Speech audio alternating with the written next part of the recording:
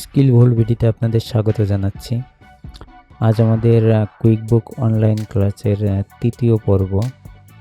আজ আমরা দেখব একটি কোম্পানি যখন ক্রিয়েট করা হয় তখন তার কি পার্ট থাকে এবং মেনু বার নিয়ে মূলত আমাদের আজ আলোচনা করা হবে।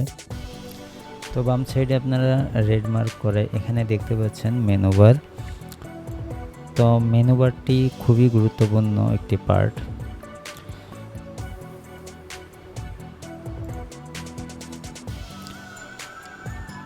প্রথমে দেখেন ইওর প্র্যাকটিস, দেন আপনাদের এখানে এভাবেও থাকতে পারে, খেয়াল করে দেখুন।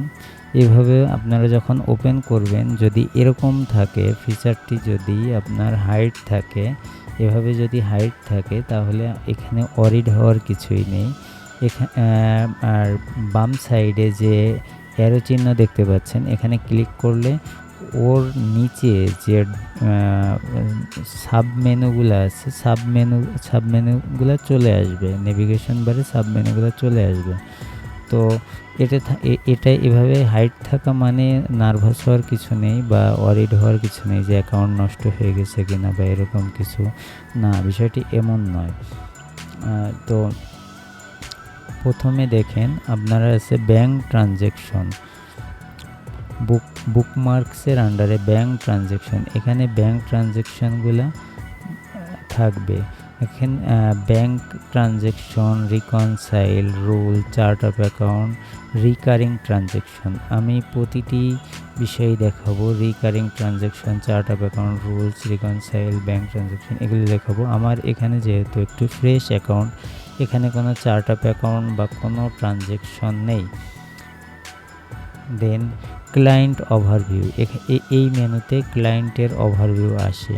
যেহেতু আমার কোনো ক্লায়েন্ট নেই, দেখেন এখানে সব কিছু 0 কোনো ট্রানজ্যাকশন নেই, no bank data, QuickBook transaction only, এখানে কোনো কিছুই নেই, সব কিছুই আমার সবই 0 দেখাবে যেহেতু আমার এখানে অ্যাকাউন্টে একদম ফ্রেশ। ড্যাশবোর্ড আপনারা এই শব্দটি আপনারা সবাই পরিচিত। ড্যাশবোর্ড হচ্ছে আপনার মেন মেনু, অনেক সময় বলা হয় টাস্ক। ট্রানজ্যাকশনটিতে আপনাদের অনেক কাজ থাকবে, যেমন ব্যাঙ্ক ট্রানজ্যাকশন, রিকনসাইল, এটি একবার দেখিয়েছি।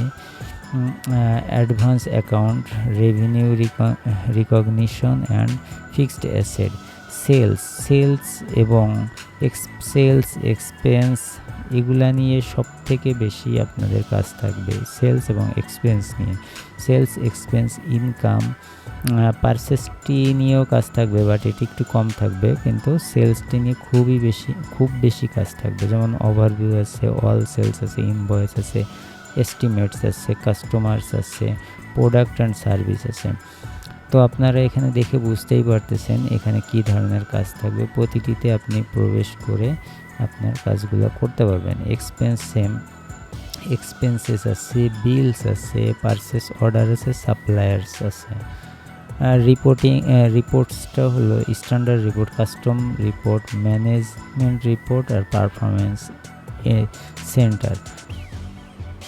এমপ্লয়ি থাকবে, টাইম থাকবে, ফাইন্যান্সিং প্ল্যানিং থাকবে, ওয়ার্কফ্লো অটোমেটিং থাকবে, ট্যাক্সেস থাকবে। তো এগুলো হলো আমার নেভিগেশন বারের একটি পার্ট। এগুলো থেকে আপনি কিসে কাজ করবেন সেটির উপর নির্ভর করে এখান থেকে প্রবেশ করতে হবে। পরবর্তী লিসনে আপনাদের দেখানো হবে কোম্পানি কিভাবে সেটিং করতে হয়। তত সময় আমাদের সঙ্গে থাকুন। সকলকে ধন্যবাদ।